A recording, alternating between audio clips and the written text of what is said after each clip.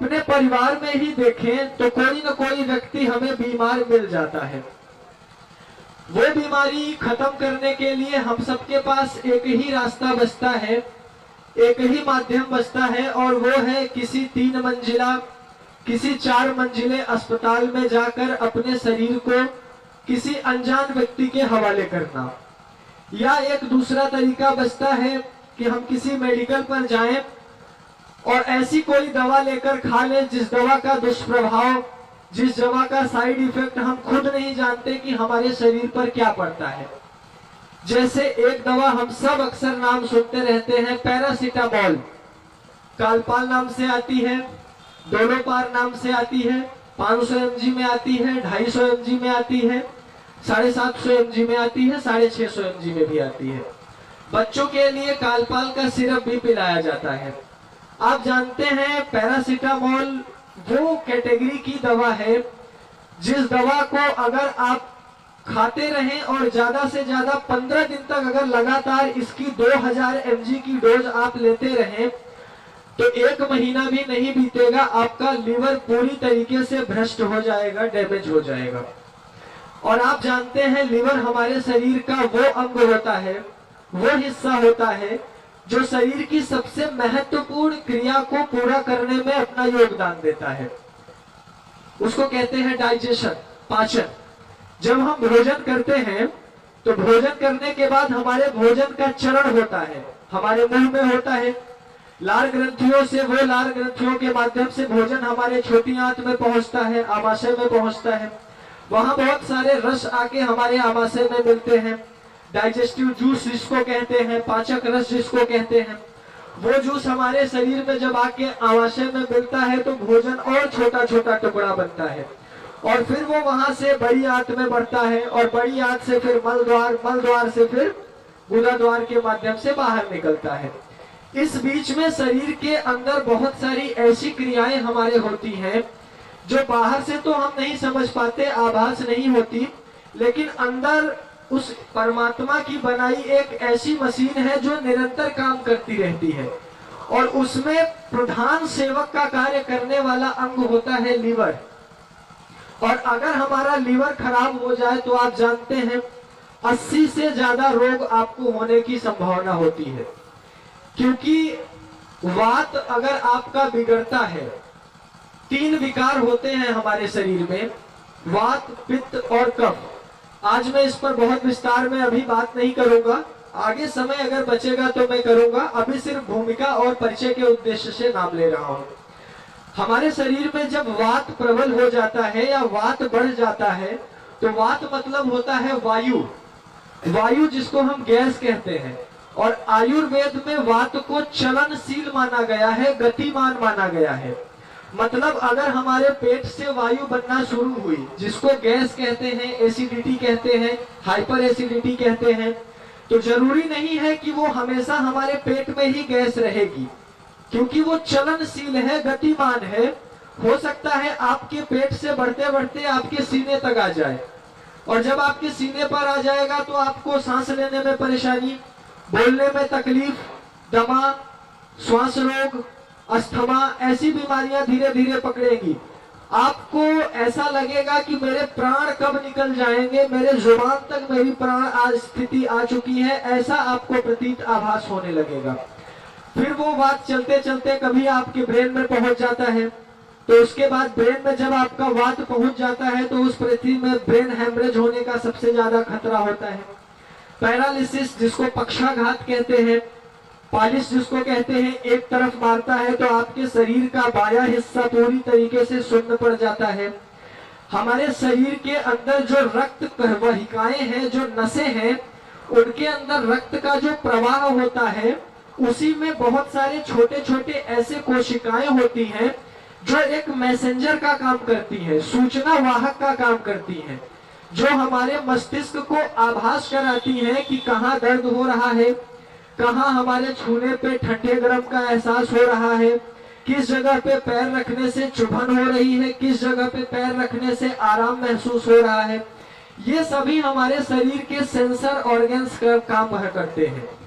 और पक्षाघात की स्थिति में ये सभी सेंस ऑर्गन काम करना बंद कर देते हैं। ये भी एक वात का ही रोग है। उसी प्रकार जब आपका वात बढ़ते बढ़ते कभी आपके हृदय में पहुंच जाता है तो हृदयघात जैसी समस्या होती है, जिसको हार्ट अटैक कहते हैं। आप जानते हैं वर्ल्ड हेल्थ ऑर्गेनाइजेशन नाम की एक संस्था है जो अंतरराष्ट्रीय स्तर पे काम करती है, और अब तो शायद बच्चे बच्चे की जुबान पे WHO का नाम आ चुका होगा कोरोना के बाद।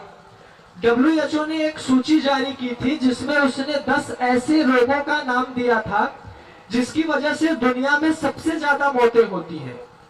उसमें सबसे पहले नंबर पर हृदयघात था, जिसमें बताया गया कि इस देश में हर साल 10 करोड़ लोग हृदयघात से मर जाते हैं, हर साल। और अगर एक दिन की बात करें तो 1200 से 1300 लोग ऐसे हैं जिनको प्रतिदिन हृदयघात होता है और वो मर जाते हैं। एक वात बिगड़ने से, एक लीवर की डिफेक्ट की वजह से हमें इतनी सारी गंभीर बीमारियां शुरू होती हैं। एक पैरासीटामोल खाने की वजह से, एक दवाई खाने की वजह से। ये तो रही एक बात जिसको आपने पैसे बचाने की कोशिश की कि चलो मैं डॉक्टर के पास नहीं जाता हूँ, मैं कहीं से दवा लेके खा लेता हूँ, तो आपको दूसरी तरफ बीमारी शुरू हुई।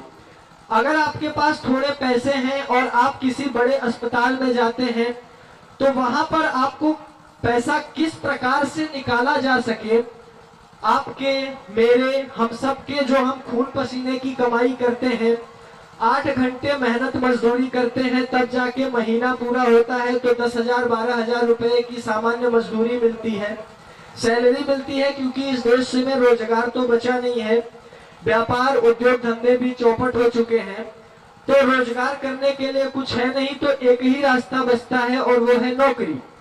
तो हम रात दिन मजदूरी करते हैं, अपना पसीना खून के तरीके से बहाते हैं, और जो कुछ भी पैसा इकट्ठा होता है वो पैसा हम सोचते हैं कि अपने परिवार के, अपने घर की उन्नति में लगाएंगे। लेकिन जैसे ही हमारे घर में, हमारे परिवार में किसी व्यक्ति को कोई गंभीर रोग हो जाता है, हम ना चाहते हुए भी अपना पैसा तो दे ही आते हैं, साथ साथ मैंने देखा है मेरे आंखों से आंसू नहीं, खून निकलना शुरू हो जाता है।